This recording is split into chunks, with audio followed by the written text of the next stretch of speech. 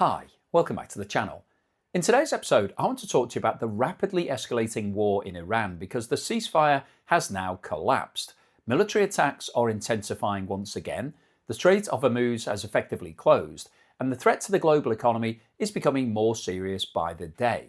The United States has now carried out 6 consecutive nights of major strikes on Iran, and Iran has responded with missiles and drones against American military facilities across the Middle East, and in a significant new development has now expanded its attacks into Syria.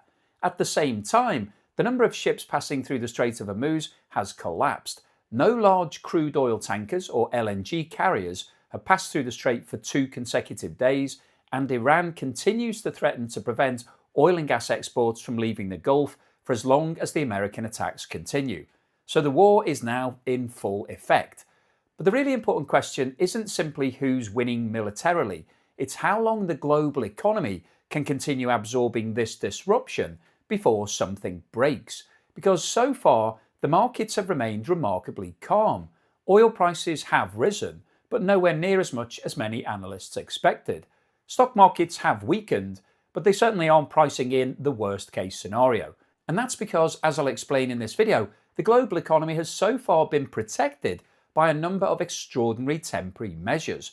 The problem is that none of those measures can continue forever. Now, before we get into the details today, can I ask anybody that hasn't subscribed yet to please hit that subscribe button? Also, if you could give me a thumbs up for this video, that will really help me with the algorithm. And also, if you can see that hype button and you have a hype available, then please press it because that basically will promote this video to more people. Every hype helps push this video by YouTube to more and more viewers and basically will help me out and help the channel. So how did we get where we are? Well, following the temporary ceasefire, tensions never really disappeared. Iran continued insisting that it has the right to exercise much greater control over shipping moving through the Strait of Hormuz, while the United States and its allies maintained that the international shipping must be allowed to pass through freely as this is an open waterway. Now, that disagreement escalated dramatically after several commercial vessels were attacked while transiting the strait. The United States blamed Iran and accused Tehran of attempting to intimidate commercial shipping and effectively establish control over the world's most important energy corridor.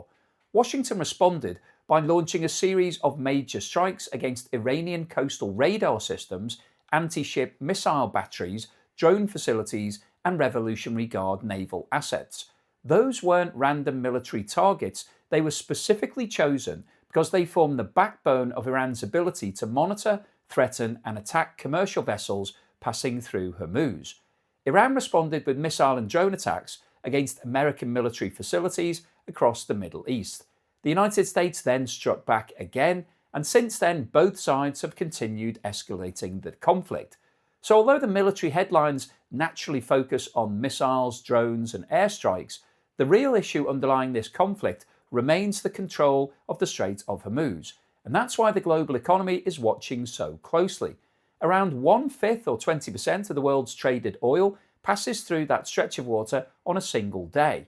Around 20% of global LNG exports also pass through the strait. Every tanker delayed affects refineries, every LNG cargo delayed affects electricity generation, particularly in Europe. Every disruption ultimately feeds through into businesses and consumers around the world. The latest military activity reflects just how serious the situation has become. American forces have continued striking military facilities across southern Iran. Among the reported targets are coastal surveillance systems, Revolutionary Guard facilities, logistics centres, drone launch sites, air defence batteries, and naval infrastructure around Bandar Abbas and Quesh Island. Those 2 locations are strategically critical. Bandar Abbas is Iran's largest commercial port and sits directly alongside the Strait of Hormuz. Quesh Island lies inside the strait itself. Together, they form part of the most important military positions anywhere in the Gulf. By targeting facilities in these areas, the United States appears to be attempting to reduce Iran's ability to monitor shipping, coordinate attacks, and threaten vessels passing through the strait. Iran, however, insists those strikes will not prevent it from disrupting shipping. Iranian military officials continue to argue that they possess sufficient missile, drone, and naval capabilities to target vessels throughout the Gulf, regardless of damage to individual facilities. And from a purely geographical perspective, they do have a point. The Strait of Hormuz is incredibly narrow. At its narrowest point, it measures only around 21 miles wide. And the recognised shipping lanes are narrower still. That's where the water is deep enough for those tankers to pass. So Iran doesn't need complete military control over every inch of the water. It simply needs to convince commercial shipping companies that passing through the strait has become too dangerous. That's exactly what's happening right now. Before the latest escalation, around 125 vessels transited through the strait every single day. That number has fallen dramatically. Some ships have delayed entering the Gulf altogether, others have entered before turning around and going back. Several tankers have altered course after receiving security warnings. And over the last few days, we have had no very large crude carriers or LNG carriers passing through the strait. And when I say very large crude carriers, that's actually a technical term. It's not me just saying they're very large. They are the biggest ships that you can get. They take the most amount of oil and gas. Those vessels matter most to the global economy. A single very large crude carrier can transport around 2 million barrels of oil. LNG carriers transport the natural gas used to generate electricity across Europe and Asia. When those ships stop moving, energy doesn't simply disappear overnight, but supply chains begin tightening almost immediately. Importers become very nervous, traders begin searching for alternative cargoes, shipping costs rise, insurance premiums increase, and uncertainty spreads through the whole of the global energy market. Iran has also continued signalling that it's prepared to prevent oil and gas exports leaving the Gulf for as long as the American attacks continue. Whether Iran can completely enforce that threat remains uncertain, but complete closure isn't actually necessary to create significant economic disruption. Even partial disruption creates delays. Even occasional attacks force insurers to reassess the risk. Every additional day of uncertainty increases costs throughout the whole supply chain. And the disruption isn't limited to the Strait of Hormuz. Iran has also warned that Bab al-Mandeb Strait could become another flashpoint. That waterway links the Red Sea to the Gulf of Aden and ultimately connects Europe with Asia via the Suez Canal. If commercial shipping faces disruption at both the Strait of Hormuz and Bab al-Mandeb simultaneously, the consequences will be significant. Ships would increasingly divert around the Cape of Good Hope. Journeys become thousands of miles longer. Fuel consumption therefore rises. Shipping capacity effectively falls because vessels are spending longer completing each voyage. That means freight rates will increase, insurance premiums will also increase, delivery times will extend, and eventually businesses around the world will have to pay more, and ultimately so will consumers. That's how geopolitical events eventually become inflation. The other important development concerns Syria. Iran has now claimed responsibility for attacking what it described as an American command facility inside Syrian territory. Although reports suggest the target itself may not have suffered significant damage, the strike represents an important escalation. Until now, much of the fighting had remained concentrated around Iran, Israel, Iraq, and the Gulf. Now Syria has become directly involved again. That increases the geographical scope of the conflict. It also increases the possibility that further regional actors become involved, whether intentionally or accidentally. History shows that wars rarely remain geographically contained once multiple countries begin exchanging attacks across borders. Every additional participant increases complexity. Every additional missile increases the possibility of miscalculation. Every additional military response increases the probability that somebody overreacts. And that's exactly why financial markets continue watching developments so closely. What's remarkable, however, isn't that oil prices have risen, it's that they haven't risen more. Historically, disruption to the world's most important oil export route would normally have resulted in substantially higher prices by now. Instead, oil has remained surprisingly resilient. The obvious question here is why? The answer to that is the global oil market has so far been supported by two enormous but temporary shock absorbers. The first is the release of strategic oil reserves, and the second is China. So let's start with those strategic reserves. Over recent months, governments around the world have been releasing emergency oil stocks that were built up over many years specifically to deal with major supply disruptions. These reserves exist for extraordinary situations exactly like this one. They've allowed additional barrels of crude oil to reach the market without requiring producers to suddenly increase production. That has helped prevent panic buying. It's helped reassure traders that physical shortages can be avoided in the short term, and perhaps most importantly, it's helped suppress oil prices. Without those reserve releases, I think it's highly likely we'd already be looking at significantly higher prices than we are today, well above $100 per barrel. But here's the problem. Emergency reserves are exactly that. They are emergency reserves. You can only release them once. Every barrel that's pumped out is one less barrel available for tomorrow. Eventually, governments have to stop releasing oil. Eventually, those reserves have to be rebuilt. And rebuilding those reserves will itself create additional demand for crude oil in the future. In other words, the world hasn't eliminated the problem. It's simply borrowed oil from the future to make today look less painful. That's an important distinction. The second major reason oil prices haven't exploded is China. And I actually think this is one of the biggest stories that very few people are talking about. China is, by some distance, the world's largest importer of crude oil. Before this conflict escalated, China was importing somewhere in the region of 11.5 million barrels of oil every single day. That's an extraordinary amount of energy. Today, that figure is closer to 8 million barrels per day. That's a reduction of around 3.5 million barrels every single day. To put that into perspective, that's more oil than many OPEC countries produce in total. So while the rest of the world has been concentrating on falling supplies coming out of the Middle East, one of the world's largest consumers has quietly been buying significantly less oil. Why? Well, there are several reasons. China entered this crisis with enormous strategic and commercial stockpiles. Estimates suggest the country may have had over 1 billion barrels of crude oil either in government reserves or commercial storage. That gave Beijing a huge advantage. Instead of rushing into the market to compete for increasingly scarce supplies and driving up the price, China has been able to draw down on those inventories. At the same time, China's economy has also been slowing. Industrial activity remains weaker than many had hoped, property construction continues to struggle, manufacturing growth has softened, and perhaps most importantly, over the long term, China continues to see rapid growth in electric vehicles. Every additional electric vehicle sold reduces future demand for gasoline and diesel. So China has effectively removed a huge amount of demand from the global oil market at precisely the same time that supply has been coming under pressure. That combination has been incredibly important. In simple terms, weaker demand has partially offset weaker supply.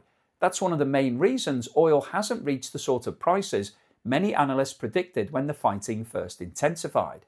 But once again, this can't continue forever. Eventually, China will need to rebuild those inventories. Eventually, refineries will need fresh crude. Eventually, economic activity will recover. And eventually, demand will increase again.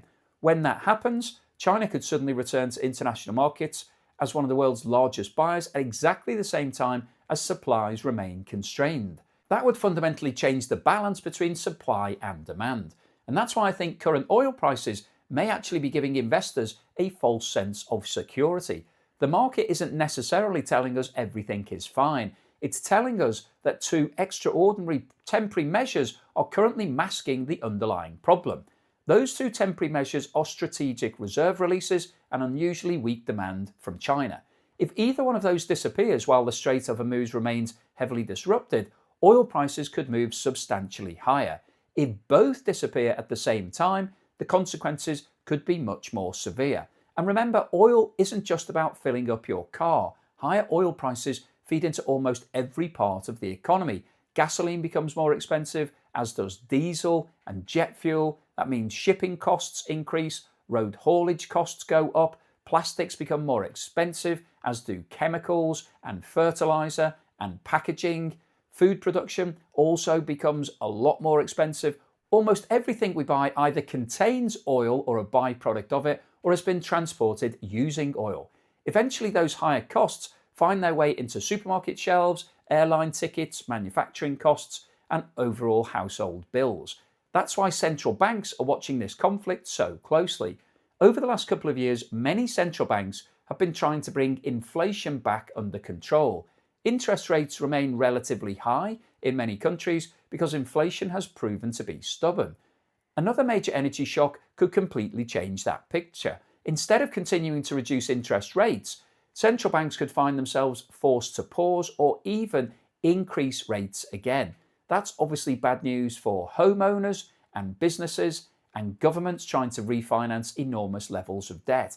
It's also bad news for economic growth generally.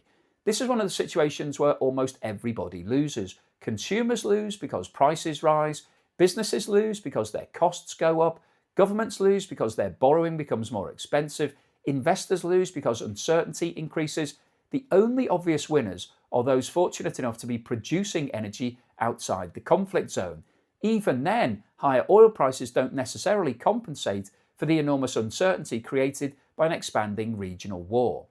Another point worth considering is that even if oil continues flowing, eventually shipping itself will become significantly more expensive. Insurance premiums for vessels entering the Gulf have risen significantly. Some crews are understandably reluctant to enter what has effectively become an active war zone. Shipping companies have to pay danger bonuses. Security costs have increased. Risk assessments have become more complicated. Even if every barrel eventually reaches its destination, transporting that barrel has become considerably more expensive. Again, these costs ultimately get passed on to consumers. And then there's the question everyone keeps asking: can the United States simply replace the missing oil? The answer to that is not really. American production is already extremely high.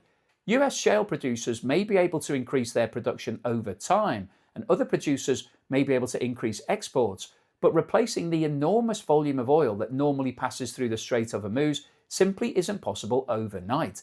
That's why this waterway matters so much. As I've said, 20% of globally traded oil should be passing through that strait. There's no realistic alternative that's capable of replacing that volume in the short term. Which brings us back to where we started.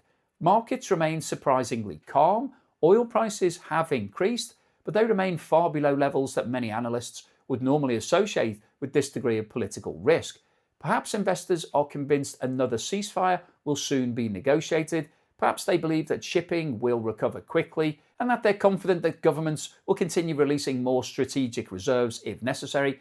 But there is a real chance here that everybody is underestimating how long this conflict will continue, because every additional day consumes more of the global reserves. Every additional day disrupts shipping and increases costs, and raises the possibility of some sort of military mistake or an escalation that nobody wants. The market is effectively betting that this conflict ends before the world's temporary shock absorbers disappear. Now, that may prove to be a correct assumption, but it's not guaranteed. And if those shock absorbers do disappear before shipping through the Strait of Hormuz returns to normal, I think the adjustments in oil prices could be much more dramatic than anything we've seen so far. The world has managed to absorb this crisis remarkably well to date, but that's largely because it's been using emergency measures that were never designed to last indefinitely. Emergency reserves, I stress the word emergency, weak Chinese demand temporarily, inventory drawdowns, extra production from other countries. Those measures have brought the global economy into check, but they haven't solved the underlying problem. And unless we see a genuine and lasting de-escalation in this conflict, time may eventually run out. So hopefully you've enjoyed today's video, you found it useful, informative, and most importantly, thought-provoking. If you have liked what I've said, then please give me a thumbs up. Please subscribe to the channel if you haven't done so already. Please also hit that hype button if you can see it, because it really helped this video, and promote it to more people and hopefully get more views for me. Thank you so much to everyone that's supporting me. If you've bought me a coffee or sent me YouTube super thanks or signed up as a patron or a member, thank you for that support. It really does keep me making these sorts of videos, so I can't say thank you enough.